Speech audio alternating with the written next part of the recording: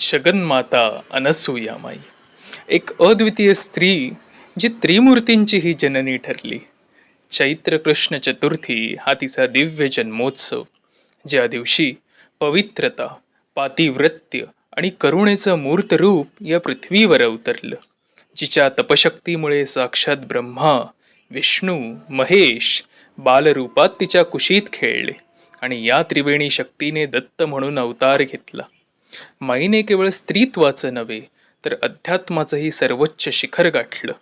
आज तिच्या जन्मोत्सव दिनी आपणही मनातील असूया, मत्सर, राग, लोभ यांचा त्याग करून दया, क्षमा, प्रेम आणि साधनेचा मार्ग स्वीकारूया.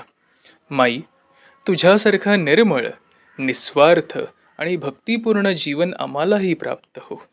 परांबा अनसूया मातेच्या चरणी कोटी कोटी प्रणाम. श्री गुरुशरणम.